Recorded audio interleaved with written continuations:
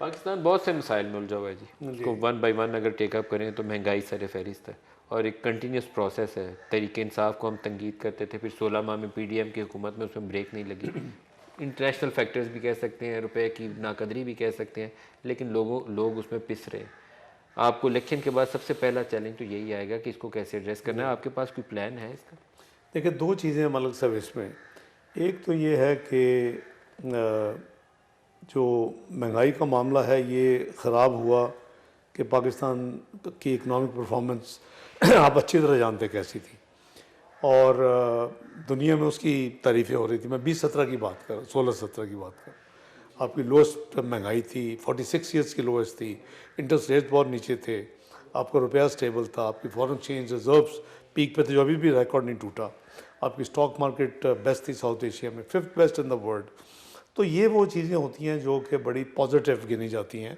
और आपने देखा कि पाकिस्तान की तारीख में एक वाहिद टेन्योर था मुस्लिम लीग नून मियां नवाज शरीफ साहब की हुकूमत में कि तमाम IFIs इंटरनेशनल फाइनेंशियल इंस्टीट्यूशन के हेड जो थे उन्होंने पाकिस्तान विज़िट किया जब हम प्रोग्राम मुकम्मल किया। पहले तो प्रोग्राम मुकम्मल हुआ और इसी इस्लामाबाद में मियां नवाज शरीफ पर कॉल ऑन के बाद वो मेरे साथ मैरियट और सरीना में प्रेस कॉन्फ्रेंस किया करते थे और पाकिस्तान की तारीफ़ें होती थी। काश कि वो पाकिस्तान उससे आगे चलता रहता। इलेक्शन होते हैं, हुकूमतें चेंज होती हैं, तो ये एक मैं इसको कहता हूँ प्रोजेक्ट 2011। तो वो जो प्रोजेक्ट 2011 को कल्मिनेट करना था और कुछ लोगों का जो उसके आर्किटेक्ट होंगे उनका ख्याल था कि पाकिस्तान में दूध और शहद की नहरें बहेंगी, अगर बह जाती तो शायद हम भी आज खुश होते। लेकिन आपने देखा कि वो डिज़ास्टर हुआ और वो जो 2017 में पाकिस्तान एक दुनिया की 24वीं बड़ी मीशत बन चुका था, वो 4 साल के कलील अरसा में 47वीं मीशत बन गया। और उसका जो ट्रिगर पॉइंट है वो जिसका मैं हमेशा से बड़ा ख़िलाफ़ हूँ, आपके रुपए की नाकदरी है।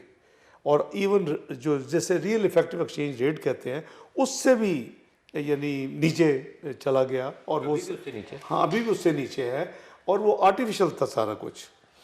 अब बदकिस्मती ये है कि जो 2018 में हुकूमत आई, पहले वो फैसला नहीं कर सकी IMF के पास जाने के नहीं जाना, और फिर जब चली गई तो फिर इसको परफॉर्म नहीं कर सकी। फिर जब vote of no confidence move हुआ तो बल्कि उल्टा जो कुछ थोड़ा सा परफॉर्म किया तो उसको भी रिवर्स कर दिया। अब आप क्या करेंगे?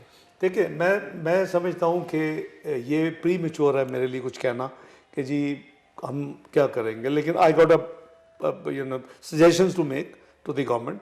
अल्लाह करे इंशाल्लाह अल्लाह के फल से अवाम हमें चुने और मैं बड़ा यानी सीरियसली कहता हूँ कि अल्लाह करे कि हमें मिनिमम सिंपल मेजॉरिटी मिले। ये दूसरी दफ़ा आपने बोला है कि आपको सादा अक्सरियत दी जाए। मुझे लगता है ये है कि आप जैसे इस्टेब्लिशमेंट को मैसेज दे रहे हैं कि हमें सादा अक्सरियत दिलवाएं। नहीं, मैं ये मुझे शहबाज शरीफ के इंटरव्यू से तो यही तासुर मिला। नहीं, उनका मैंने इंटरव्यू सुना है, लेकिन आई एम श्योर कि डिडंट मीन इट।